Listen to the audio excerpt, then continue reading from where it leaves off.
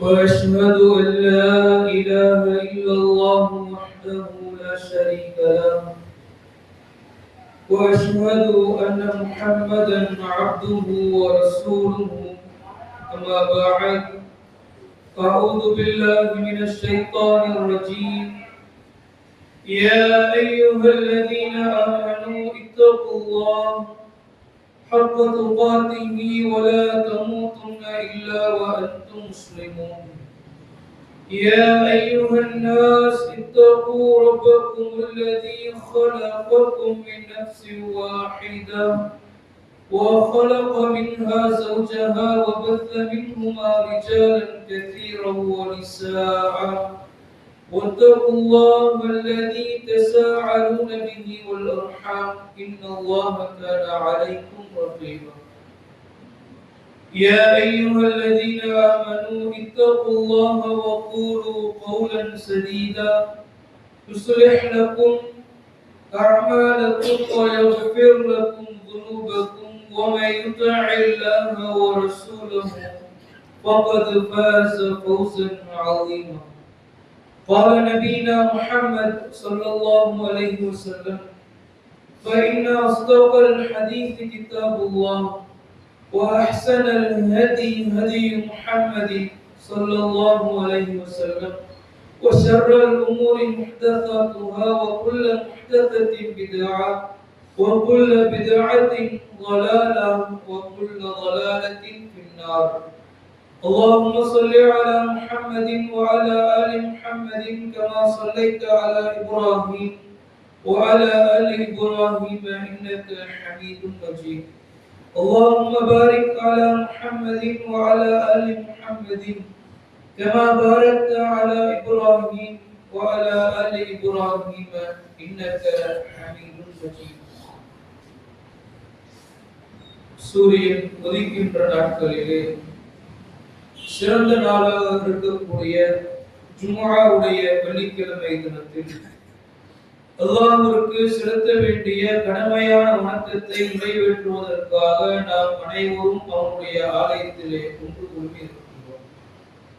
அந்த ஏக இறைவன் வல்ல நாயகன் அல்லாஹ் ஒருவனுக்கு எல்லா புகழும், அவனது அன்பும் அருளும் சாந்தியும் சமாதானமும் வற்றாத பெருங்கருணையும் உலகிலே தோன்றிய அனைத்து நபிமார்களின் மீதும் அவர்களிலே இறுதியாக வந்த அகிலத்தாருக்கோர் அருட்கொடை நம்முடைய தலைவர் அழகிய முன்மாதிரி நமது உயிரினும் மேலான முஹம்மது ரசூலுல்லாஹ் ஸல்லல்லாஹு அலைஹி வஸல்லம் அவர்களின் மீதும் அவர்களை அப்படியே பின்பற்றி வாழ்ந்து மறைந்த அத்துணை நல்லடியார்களின் மீதும் குறிப்பாக இந்த ஜும்ஆவுடைய சபைக்கு வருகை தந்திருக்கக்கூடிய இன்னும் வர இருக்கக்கூடிய அனைவரின் மீதும் என்றென்றும் நின்று எல்லாவற்றுமாக என்ற துஆவோடு இந்த ஜும்ஆவுடைய உரையை ஆரம்பம் செய்யும். கண்ணியத்திற்கும் பெருமதிப்பிற்கும் மரியாதைக்கும் எல்லாம் அல்ல அல்லாஹ்வின் அடியார்களே, சகோதர சகோதரிகளே, நாம் வாழக்கூடிய இந்த உலக வாழ்க்கையிலே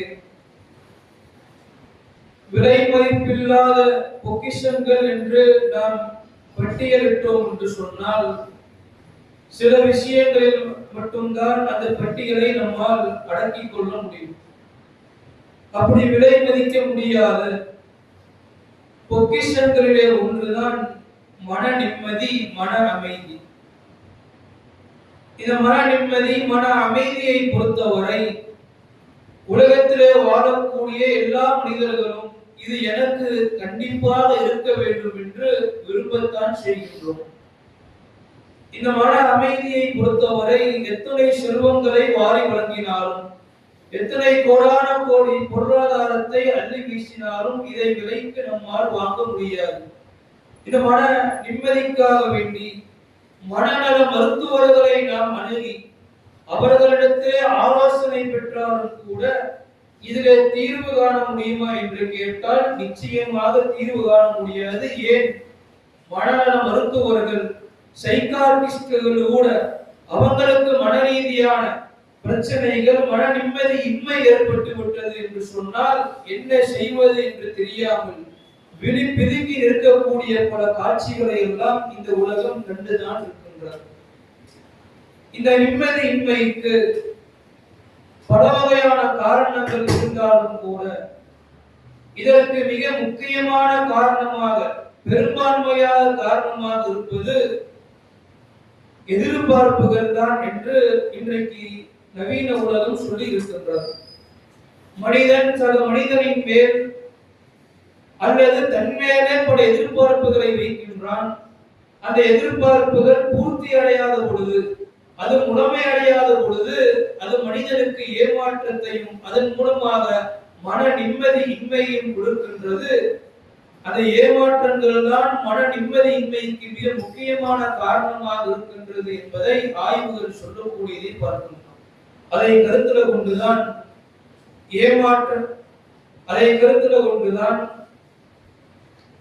இந்த ஜும்மாவுடைய தினத்திலே எதிர்பார்ப்புகளும் ஏமாற்றங்களும் என்ற தலைப்பிற்கு கீழாக ஒரு சில செய்திகளை உங்களிடத்திலே நாம் பகிர்ந்து கொள்ள ஆசைப்படுகிறோம்.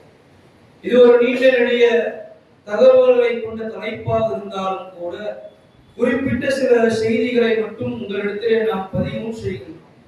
இந்த உலகத்திலே வாழக்கூடிய மனிதர்களாகிய நாம் பல வகையான எதிர்பார்ப்புகள் நம்மிடத்திலே இருக்கக்கூடியதை பார்க்க முடியும். நம்முடைய குடும்பத்திலே நாம பல வகையான எதிர்பார்ப்புகளை வைத்திருக்கின்றோம். அவங்களிடத்திலே நமக்கு அன்பு கிடைக்க வேண்டும், புரிதல் இருக்க வேண்டும், ஆதரவு கிடைக்க வேண்டும் என்று எதிர்பார்க்கின்றோம். நண்பர்களிடத்திலே எதிர்பார்ப்புகளை வைத்திருக்கின்றோம். என்ன பிரச்சனையாக இருந்தாலும் நமக்கு நிற்கக்கூடிய ஒரு நண்பன் வேணும். என்ன உதவிகளை கேட்டாலும், எவ்வளவு ஆபத்துகளை நாம் இருந்தாலும் நம்மை காப்பாற்றக்கூடிய ஒரு உயிர் நண்பன் வேண்டும் என்று நண்பர்களிடத்திலே எதிர்பார்ப்பை வைக்கின்றோம். நம்முடைய வாழ்க்கை துணை, அது கணவனோ மனைவியோ, அவங்களிடத்தில் அதிகமான அன்பை, அரவணைப்பை, ஆதரவை, அக்கறையை எதிர்பார்க்கின்றோம். இல்லற வாழ்க்கையில முழுமையான திருப்தியை நாம் அவங்களிடத்தில் எதிர்பார்க்கின்றோம். நாம வாழக்கூடிய சமூகத்திலே சமுதாயம் நம்மை கண்ணியப்படுத்தணும், நம்மை புகழ்ந்து பேச வேண்டும், 4 பேர் என்னை மதிக்க வேண்டும் என்று சமுதாயத்துல நாம் எதிர்பார்ப்புகளை வைத்திருக்கின்றோம். நாம் வேலையாட்களாக இருந்தோம் என்று சொன்னால், நாம் வேலை செய்யக்கூடிய நிறுவனங்களிலோ இடத்திலேயோ எனக்கு என்னுடைய பணிக்கான அந்தஸ்து கொடுக்கப்படணும், பணி உயர்வு வேண்டும், சம்பள உயர்வு வேண்டும் என்று இப்படி எதிர்பார்ப்புகளை வைத்திருக்கின்றோம். அல்லது பொருளாதாரத்தை தனியாக ஒரு பிசினஸ் மேனாக இருந்தேன் என்று சொன்னால் இதை அடுத்த கட்டத்துக்கு எப்படி கொண்டு செல்வது, இதை எப்படி பெருக்குவது என்று அதில பல எதிர்பார்ப்புகளை வைத்திருக்கின்றோம். நம்முடைய உடல் நலம் எப்போதுமே ஆரோக்கியமாக இருக்கணும், நோய் நொடி இல்லாத வாழ்க்கை வேணும், எத்தனை வயசு எனக்கு இருந்தாலும் நான் திரகாத்திரமாக இருக்க வேண்டும் என்று நம்முடைய உடல் நலத்தை குறித்து நாம் எதிர்பார்ப்புகளை வைத்திருக்கின்றோம். ஆன்மீக ரீதியாக, மத ரீதியாக முஸ்லிம்களாக இருக்கக்கூடிய நாம் அதுல உதாரணத்தை பார்க்கணும்னா, நான் என்ன துவா செஞ்சாலும் அல்லாஹ்ட்ட என்ன கேட்டாலும் எனக்கு கிடைக்கும் என்று இப்படி எதிர்பார்ப்புகளை வைத்திருக்கின்றோம். இதெல்லாம் போக தன்னிடத்துல நமக்கு நாமே பல எதிர்பார்ப்புகள். ஒவ்வொரு நாளும் எப்படி இருக்கிறோம், இன்னைக்கு ஏன் சோம்பேறியாக இருக்கும், இதை நாளைக்கு மாத்திக்கணும், இன்னைக்கு நான் இதை அப்படி செய்யற இப்படி செய்யற, இதை நான் மாற்றிக்கொண்டே இருக்க வேண்டும், என நானே அப்கிரேட் பண்ணணும், டெவலப்மெண்ட் செய்ய வேண்டும் என்று நம்மிடத்திலே நாம் பல எதிர்பார்ப்புகளை வைத்துக் கொள்கின்றோம். இது அல்லாம எதிர்காலம் சிறப்பான முறையில் இருக்கணும், நாம் வாழக்கூடிய நிகழ்காலமும் கடந்த காலமும் பல பிரச்சனைகளை சந்திச்சுட்டேன், எதிர்காலம் சிறந்த முறையில் இருக்கணும் என்று இப்படி எதிர்காலத்திற்கு தேவையான எதிர்பார்ப்புகள் என்று இப்படி அடுக்கிக் கொண்டே போகலாம். இப்படி பல வகையான எதிர்பார்ப்புகளோடு இந்த உலகத்திலே நாம் வாழ்ந்து கொண்டு இருக்கணும். இப்படி எதிர்பார்ப்புகளோடு வாழும் பொழுது சக மனிதனிடத்திலோ அல்லது நம்மிடத்தில் இருந்தோ இந்த எதிர்பார்ப்புகள் பூர்த்தி அடையவில்லை என்று சொன்னால் ஏமாற்றங்கள் நமக்கு ஏற்படுகின்றது. அந்த ஏமாற்றம் ஏற்படுவதனால ஆரம்பத்தில் அது மன உளைச்சலாக இருக்கின்றது. அந்த மன உளைச்சல் நாளடைவுட ஏமாற்றம் என்று சென்று மிகப்பெரிய கவலையாக, துக்கமாக மாறி பைத்தியங்களாக பலர் உருவெடுத்திருக்கக்கூடியதை, சைக்கோக்களாக பலர் உருவெடுத்திருக்கக்கூடியதை பார்க்கின்றோம். இன்னொருபடி மேலே போய் தன்னுடைய எதிர்பார்ப்புகள் எந்த வகையிலும் பூர்த்தியாகவில்லை, குடும்பத்திலையும் பூர்த்தியாகல, மனைவியிடத்துல பூர்த்தியாகல, கணவனிடத்துல பூர்த்தியாகல, பிள்ளைகளிடத்துல, பெற்றோர்களிடத்துல பூர்த்தியாகல, எங்கேயுமே பூர்த்தியாகல என்று அந்த ஏமாற்றத்தினுடைய விளைவினால் தற்கொலை செய்து தன்னுடைய உயிரை மாய்த்துக் கொள்ளக்கூடிய நிகழ்வுகளை எல்லாம் பார்க்கணும். இப்படி மனிதன் இந்த எதிர்பார்ப்புகளை வைத்து இதில் வரக்கூடிய ஏமாற்றத்தின் காரணமாக மன நிம்மதியற்று தற்கொலைக்கு கூட முயல்கின்றான் என்று சொன்னால் இந்த எதிர்பார்ப்புகளை எப்படி எதிர்கொள்ள வேண்டும், ஏமாற்றம் வராமல் எப்படி நாம் இந்த உலக வாழ்க்கையில வாழ வேண்டும் என்பதற்கு இஸ்லாத்தை தவிர வேறு எந்த மார்க்கமும் சரியான தீர்வை சொல்றாங்க. மிக அழகான தீர்வுகளை சொல்லுகின்றது. பல செய்திகள் இருந்தாலும் குறிப்பிட்ட செய்திகளை நாம உங்களிடத்திலே பதிவு செய்கின்றோம். ஆழமாக உங்களுடைய மனதிலே இதை பதிவு செய்து வைத்துக் கொள்ளுங்கள். முதலாவது அதற்கான தீர்வு என்னன்னா, மனிதராக இருக்கக்கூடிய நாம், குறிப்பாக முஸ்லிம்களாக இருக்கக்கூடிய நாம், எந்த மனிதரிடத்திலும் வாழ்க்கையை எதிர்பார்ப்பை வைக்கவே கூடாது. இதுதான் ஃபர்ஸ்ட் ரூல். எந்த மனிதரிடத்திலும் எதிர்பார்ப்பை வைக்க கூடாது. ஏன்னா இறைவன் மனிதர்களை குறித்து திருமறை குர்ஆனில் பதிவு செய்கின்றான். 4வது அத்தியாயம் 28வது வசனம், குலிகல் இன்சானு தஈஃபா, மனிதனை நாம் பலவீனமானவனாக படைத்திருக்கின்றோம். மனிதனை பொறுத்தவரை நமக்கு பலவீனங்கள் இருந்து கொண்டே தான் இருக்கும். எல்லா நேரத்திலும் ஒரு மாதிரி இருக்க மாட்டான். ஒரு நேரத்தில் நமக்கு பிடிச்சதை செய்வான், இன்னொரு நேரத்தில் அவன் கண்டிப்பாக செய்யாம போவான், தலைகீழாக மாறி கூட போயிடுவான். மனிதனிடத்தில் எதிர்பார்க்காத அவன் பலவீனமானவன் என்பதை இறைவன் மிக தெளிவாக சொல்லித் தருகின்றான். இப்ப முதலாவது தீர்வு என்னன்னா, எந்த எதிர்பார்ப்புகளையும் மனிதர்கள் மீது நம்ம வைக்க கூடாது. இரண்டாவது, நம்முடைய எதிர்பார்ப்புகள் அனைத்தும் அது எதுவாக இருந்தாலும் அல்லாஹ்விடத்தில் மட்டும்தான் ஒப்படைக்கணும். இறைவன் தான் எனக்கு இதை தருவான், இறைவன் தான் எனக்கு இதை தரமாட்டான், எல்லாவற்றையும் அல்லாஹ்விடத்தில் தான் எதிர்பார்க்கின்றேன் என்று இதை நாம ஆழமாக கடைபிடிக்கணும். இதை மனதில் பதிய வைக்கணும். ஏன்னா இன்னைக்கு பல மக்கள்கிட்ட இது இல்லாத காரணத்தினாலதான் மன நிம்மதியற்று மன உளைச்சலுக்குள்ளாகி சுற்றி கொண்டு இருக்கின்றோம். அல்லாஹ் ரப்பல் ஆலமீன் திருமறை குர்ஆனில் சொல்லி காட்டுகின்றான். 25வது அத்தியாயம் 58வது வசனம், வத்தவக்கல் அலல் ஹய்யில் லதீ லா யமூத், என்றென்றும் உயிரோடு மரணிக்காமல் இருக்கக்கூடிய அல்லாஹ்வை மட்டுமே நீங்கள் சார்ந்திருங்கள், அவனிடத்தில் மட்டுமே நீங்க எதிர்பாருங்கள் எதையாக இருந்தாலும் என்று இறைவன் சொல்லி காட்டுகின்றான். மேலும் இறைவன் பேசுகின்றான், அலல்லாஹி ஃபல்யத்தவக்கலில் முஃமினூன், 14வது அத்தியாயம் 11வது வசனம், முஃமின்கள் அல்லாஹ்வை மட்டும்தான் எதிர்பார்க்கணும், அல்லாஹ்வை மட்டும்தான் அவர்கள் சார்ந்திருக்க வேண்டும் என்று இறைவன் சொல்லி காட்டுகின்றான். அல்லாஹ்வை சார்ந்திருந்து அவன்கிட்ட மட்டும்தான் எல்லாமே எதிர்பார்க்கணும். அந்த எதிர்பார்ப்பு எப்படியெல்லாம் இருக்கணும் என்று சொன்னால், அல்லாஹ்வின் தூதர் ஸல்லல்லாஹு அலைஹி வஸல்லம் அவர்கள் சொன்னார்கள், திருமதியில் பதிவு செய்யக்கூடிய ஹதீஸ், இதா சஅல்த ஃபஸ்அலில்லாஹ், நீங்கள் எதையாவது கேட்டால் அது அல்லாஹ்விடம் மட்டுமே கேளுங்க. அது எதுவாக வேணாலும் இருக்கட்டும், எதை கேட்டாலும் சரி, எதை எதிர்பார்த்தாலும் சரி, அது ஒரு கட்டுக்கு விதையான ஒரு பொருளாக இருந்தாலும் சரி, அல்லாஹ்விடம் மட்டுமே எதிர்பார்க்க, வேற யார்கிட்ட எதிர்பார்க்காதீங்க. தொடர்ச்சியாக நபிகள் சொல்லுகின்றாங்க, நீங்கள் உதவி தேடினால், உதவியை எதிர்பார்த்தால் அதையும் அல்லாஹ்வை தவிர வேறு யாரிடத்திலும் எதிர்பார்க்காதீர்கள் என்று நபிகளார் சொல்லித்தராங்க. அல்லாஹ் மட்டும்தான் சார்ந்து இருக்கணும். எதையாச்சும் கேட்டா அல்லாஹ்ட்ட கேளுங்க, அவன்கிட்ட எதிர்பார்க்க. உதவி தேடினீங்களா, அல்லாஹ்ட்ட உதவி தேடுங்கள், உதவியை அவனிடத்தில் மட்டும் எதிர்பாருங்கள் என்று நபிகளார் சொல்லி தருகின்றார். அப்ப இந்த செய்திகளை எல்லாம் நாம் அடிப்படையாக வைத்துக் கொண்டு அல்லாஹ்ட்ட மட்டும்தான் எதையும் எதிர்பார்க்கணும். அப்படி நாம் எதிர்பார்க்கக்கூடியது கிடைக்க தாமதமானது என்று சொன்னால் அல்லாஹ்ட்ட கேட்டுக்கொண்டே இருக்கும். அப்படி கிடைக்கவே இல்லை என்று சொன்னால், வாழ்க்கையில் அது கிடைக்கவே இல்லை என்று சொன்னால், இறைவன் இங்க எனக்கு நாடல, இதனுடைய பிரதிபலனை மறுமையில தருவான் என்று இப்படி நினைக்கக்கூடியவனாக ஒரு சொல்லி கொடுக்கும். இதுதான் எதிர்பார்ப்புகளினால் ஏமாற்றங்கள் அடையாமல் இருப்பதற்கான தீர்வு. அல்லாஹ்வை சார்ந்து இருக்கணும். மனிதர்களிடத்தில் ஒருபோதும் எதையும் எதிர்பார்க்க கூடாது. அல்லாஹ்விடம் மட்டும்தான் உதவி தேடணும். இறைவனிடத்தில் மட்டும்தான் எதாக இருந்தாலும் கேட்க வேண்டும். அப்படி கேட்ட பிறகு இறைவன் தந்துட்டானா அல்ஹம்துலில்லாஹ், தரல லேட் பண்றானா, லேட்டா வருவது ஏதாச்சும் ஒரு நன்மை இருக்கும் நினைக்கும். வாழ்க்கையில கிடைக்கவே இல்லையா, அது அல்லாஹ் தரவே இல்லையா, மறுமையில ஏதாச்சும் நன்மை தருவான், இப்படி கிடைக்கும். இப்படி ஒரு மனிதன் எதிர்பார்ப்புகளை வைத்துக் கொண்டானா ஏமாற்றமும் கிடையாது, மனம் மிக அமைதியா இருக்கும். சற்று சிந்தித்து பாருங்க. இன்னைக்கு நாம் பிள்ளைகளை வளர்த்தி ஆளாக்குகின்றோம்.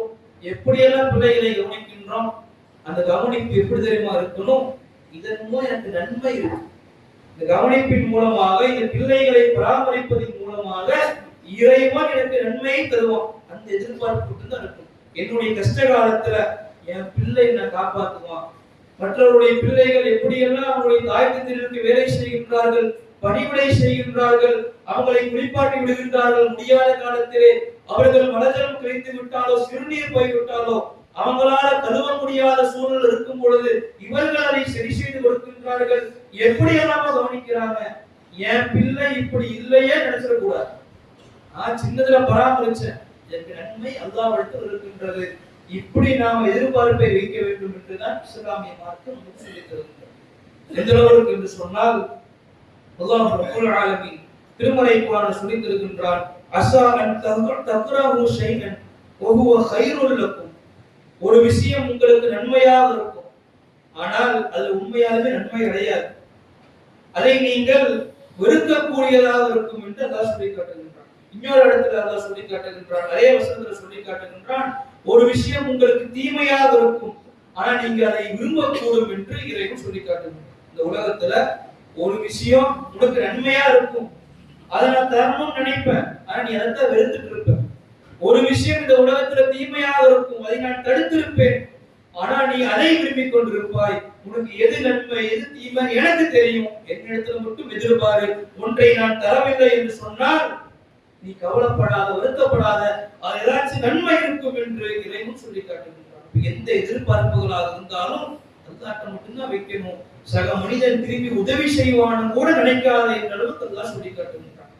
அல்லாஹ் ரப்பல் ஆலமீன் அதே போல சூரத்து தஹர் 26வது அத்தியாயத்துல 9வது வசனத்திலே சொல்லி காட்டுகின்றான், அல்லாஹ்விடத்தில் மட்டும் எதிர்பார்க்கக்கூடியவர்கள், அவனை மட்டும் சார்ந்திருக்கக்கூடியவர்கள் எப்படி தெரியுமா பிறருக்கு உதவி செய்வார்கள்? இன்னமா நுத்இமுக்கும் லிவஜ்ஹில்லாஹ் லா நுரீது மின்கும் ஜஸாஅ வலா ஷுக்கூரா. அவங்க ஏழைகளுக்கு உணவளிப்பார்கள், கஷ்டப்படக்கூடியவர்களுக்கு உணவளிப்பார்கள். உணவளித்து விட்டு என்ன தெரியுமா சொல்லுவார்கள்? உங்களுக்கு நாங்கள் உணவளிப்பதெல்லாம் அல்லாஹ்வுடைய முகத்திற்காக, அவனுடைய திருப்திக்காக தான். உங்களிடத்துல எந்த கூலியையோ பிரதிபலனையோ நன்மையோ நாங்கள் எதிர்பார்க்கவில்லை என்று இப்படித்தான் அல்லாஹ்விடத்துல உதவி எதிர்பார்க்கக்கூடியவர்கள் இருப்பாங்க. எப்படி அல்லாஹ் சொல்லி காட்டுகின்ற அந்த பண்பை பாருங்க. இந்த உலகத்துல நாம ஒருத்தருக்கு ஒரு நன்மை செய்யறோம். ஒருத்தர் ஆபத்துல இருக்கிறார், அவருக்கு 50 லட்சம் ரூபாய் தேவைப்படுகின்றதா, எடுத்து கொடுக்கிறோம். கொடுக்கக்கூடியது எப்படி இருக்கும் என்று சொன்னால், இது அல்லாஹ்வுக்காக நான் செய்கிறேன், இது திரும்பி வருதோ இல்லையோ இதனுடைய கூலி இறைவன் எனக்கு தருவான், இறைவனுடைய முகத்திற்காக வேண்டி மட்டும்தான் செய்கின்றேன் என்று எந்த உதவியை செஞ்சாலும் சரி அல்லாஹ்வுக்காக வேண்டி மட்டும்தான் செய்கிறேன், திருப்பி செய்யணும்னு எதிர்பார்க்காமல் செய்யும் பொழுது எந்த ஏமாற்றமும் கிடையாது என்று இறைவன் சொல்லி காட்டுகின்றான். இதுல இன்னொரு செய்தியை நம்ம கவனிக்கணும். சில பேருக்கு நம்ம அதிகமான நன்மைகளை செய்வோம், ஒரு கட்டத்தில் அவர்கள் நமக்கு துரோகம் செஞ்சிருவாங்க. அதிகமா நன்மை செய்வோம், பிரதிபலன் செய்தாலும் பரவாயில்ல, துரோகத்தை செய்து விடுவார்கள். அப்படி செஞ்சாலும் கூட நீங்க மனம் தளர்ந்து விடாதீர்கள். இறைவன் சொல்லி காட்டுகின்றான். அபூபக்கர் சித்திக் அவர்களுடைய சம்பவத்தில் ஆயிஷா அம்மையாரின் மீது அவதூறு பரப்பப்பட்டு விடும். அபூபக்கர் அவர்கள் யாருக்கு உதவி செய்து கொண்டிருந்தாரோ அந்த நபரே அவதூறு பரப்பியிருப்பார். உடனே அபூபக்கர் அவர்கள் உதவி செய்வதை நிறுத்தி விடுவார் என்று, நிறுத்தி விடலாம் என்று சொல்லியிருப்பார். அந்த நேரத்தில் இறைவன் வசனத்தை இறக்குவான், அலா துஹிப்பூன ஐ யக்ஃபிரல்லாஹு லக்கும், அவர்களை நீங்கள் மன்னித்து விடுங்கள், அலட்சியம் செய்திருங்க. உங்களுடைய பாவங்களை அல்லாஹ் மன்னிக்க வேண்டும் என்று நீங்கள் நினைப்பதில்லையா? அல்லாஹ் கேட்கிறான்.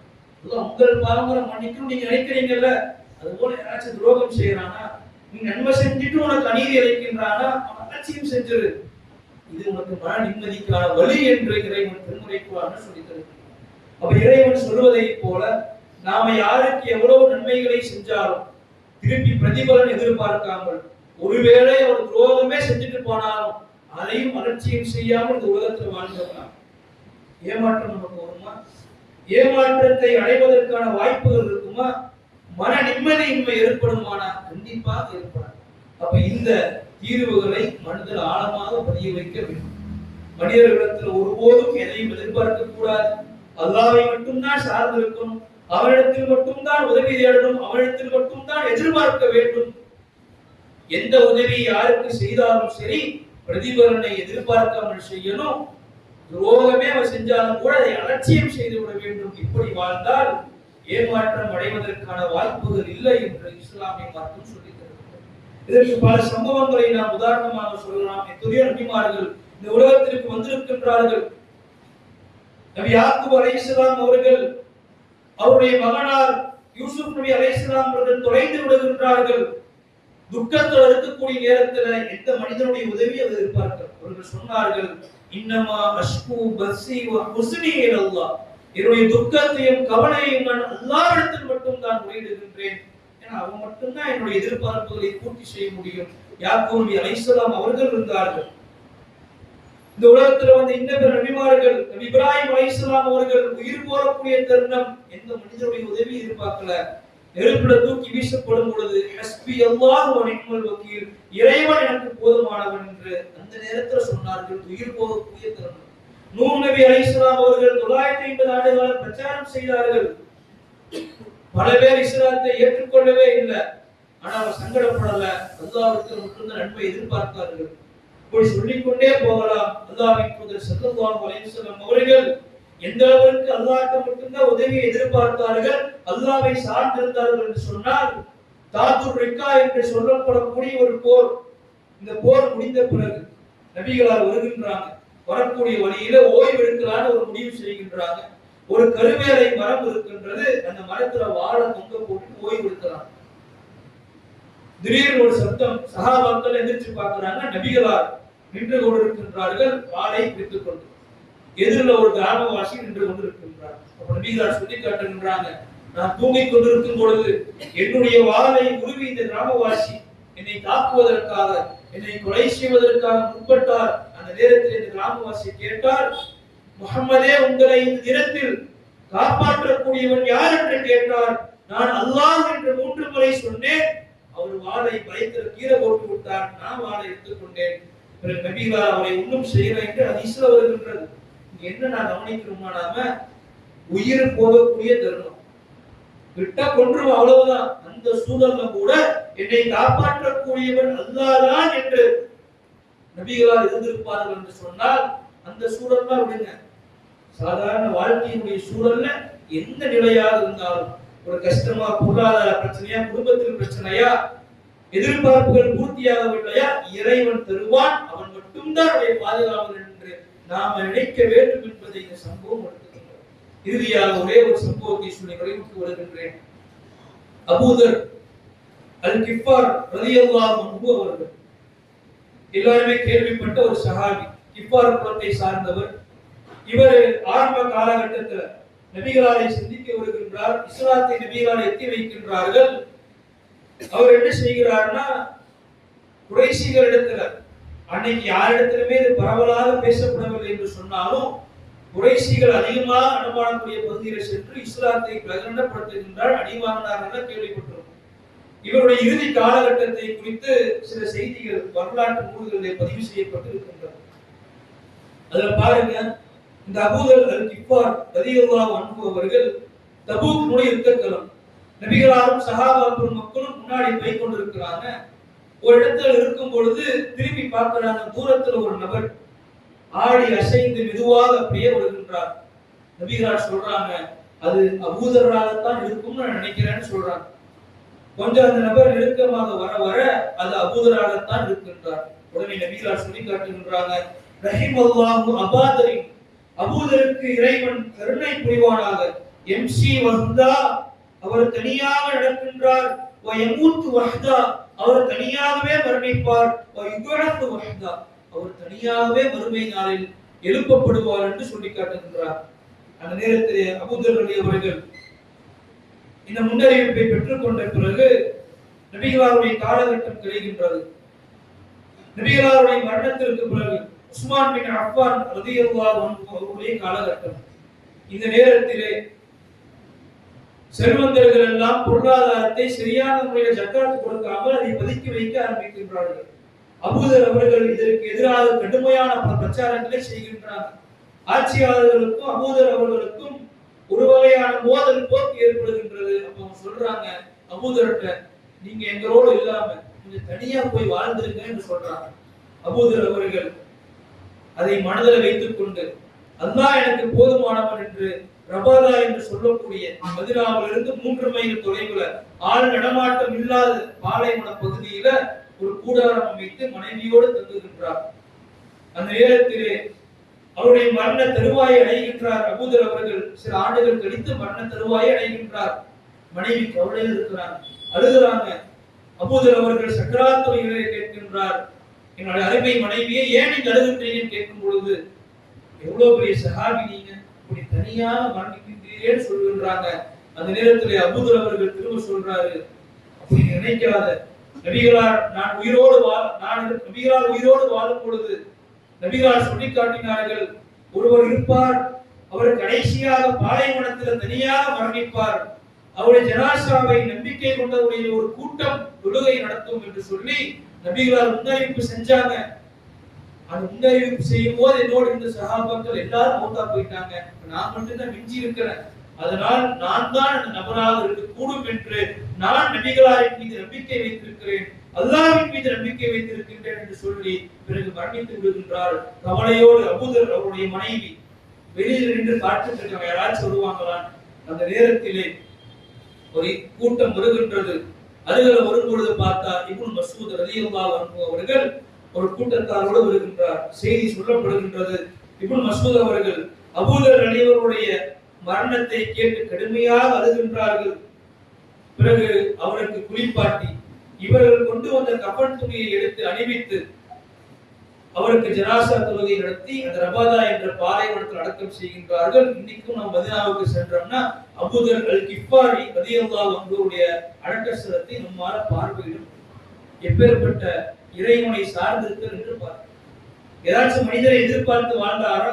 எவ்வளவு பெரிய சஹாபி, எவ்வளவு சிறப்பு மிக்கவர், நபிகளார் அந்தஸ்தை கொடுத்தாங்க.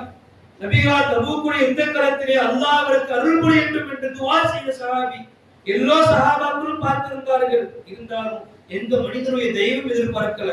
நான் தனியாக வாழ்கின்றேன், அல்லாஹ் எனக்கு போதுமானவன், நான் மரணித்து விட்டாலும் கூட எனக்காக தொழுகை நடத்த, எனக்கு கஃன் துணியை கொண்டு வர, என்னுடைய ஜனாசாவை அடக்கம் செய்ய இறைவன் எனக்கு நபிகளார் சொன்னதை போல ஒரு கூட்டத்தை அனுப்புவான் என்று அல்லாஹ்விடத்தில் எதிர்பார்க்கிற காரணத்தினால் மட்டும்தான் மனிதர்களுடைய உதவி இல்லாமல் அவர் அந்த பாலைவனத்தில் வாழ்ந்தார் என்று சொன்னால் இதுதான் நம் எல்லாருக்கான படிப்பினை. இந்த உலகத்திலே நமக்கு எந்த எதிர்பார்ப்புகள் இருந்தாலும் அல்லாஹ்வை மட்டும்தான் எதிர்பார்க்கணும். அது கொஞ்சம் கஷ்டம் தான், அல்லாஹ்வை சார்ந்திருப்பது கொஞ்சம் கஷ்டம் தான். ஆனால் அதுதான் ஈமானுடைய உச்சகட்டம், அதுதான் உறுதியான இறை நம்பிக்கை. அப்படி அல்லாஹ்வை சார்ந்திருந்தால் மட்டும்தான் வறுமை நாள்ல வெற்றி பெற முடியும் என்பதை நாம் ஒவ்வொருவரும் மனதில் ஆழமாக பதிய வைக்க வேண்டும். நாம் நேசிக்கக்கூடிய நம்முடைய மனைவி, நம்முடைய தாய் தந்தையர்கள், நம்முடைய பிள்ளைகள், இவர்களெல்லாம் நம்மை விட்டு போகலாம், நம்மை ஒதுக்கலாம். ஆனால் என்னை படைத்த என்னுடைய இறைவன் அவன் கருணையாளன், அவன் கிருபையாளன், அதிபதிக்கெல்லாம் அதிபதி, உணவளிப்பவன், பொருளாதாரத்தை கொடுப்பவன், அவன் மட்டும்தான் என்னை காப்பாற்ற முடியும் என்று அல்லாஹ்விடத்தில் மட்டுமே எதிர்பார்ப்பேன். இறைவன் எதை நமக்கு தந்தாலும் அல்ஹம்துலில்லாஹ், எதை நமக்கு தரவில்லை என்று சொன்னாலும் அதில் நன்மை இருக்கும் என்று இப்படி வாழ்ந்தோம் என்று சொன்னால் உலகத்துல எந்த ஏமாற்றமும் கிடையாது.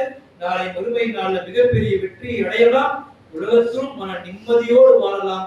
அப்படி மன நிம்மதிக்கு வழி அல்லாஹ்வை சார்ந்திருப்பது மட்டும்தான். இறுதியாக ஒரே ஒரு வசனத்தை சொல்லி என்னுடைய உரையை நான் நிறைவுக்கு கொண்டு வருகின்றேன். இறைவன் சொல்லி காட்டுகின்றான், இன்னமா யுமினல்லதீன இதா துக்கிரல்லாஹு வஜீலத் குலூபுஹும். நம்பிக்கை கொண்டவர்கள் யார் என்று சொன்னால் அவர்களிடத்திலே அல்லாஹ்வை பற்றி கூறப்பட்டால் அவருடைய உள்ளங்கள் நடுநடுங்கும். வஇதா துலியத் அலைஹிம் ஆயாத்துஹு வஸாலத்துஹும் ஈமானா. அல்லாஹ்வுடைய வசனங்கள் அவர்களிடத்தில் ஓதி காட்டப்பட்டது என்று சொன்னால் அவர்கள் ஈமான் அதிகரிக்கும். வஅலா ரப்பிஹிம் யதவக்கலூன். அவர்கள் அல்லாஹ்வை மட்டும்தான் சார்ந்திருப்பார்கள் என்று அல்லாஹ் ரப்பல் ஆலமீன் சொல்லி காட்டுகின்றான். அல்லாஹ்வை சார்ந்திருப்பவன் மட்டும்தான், அவனிடத்தில் உதவி எதிர்பார்ப்பவன் மட்டும்தான் இறை நம்பிக்கையாளன். அப்படி அல்லாஹ்வை சார்ந்திருந்து இம்மை மறுமையில வெற்றி பெறக்கூடிய பாக்கியத்தை, இம்மையில மன நிம்மதியோடு வாழக்கூடிய பாக்கியத்தை உங்களுக்கும் எனக்கும் உங்கள் குடும்பத்தாருக்கும் என் குடும்பத்தாருக்கும் இறைவன் தந்த முடிவானாக என்ற துஆவோடு முதலாவது உரையை நிறைவு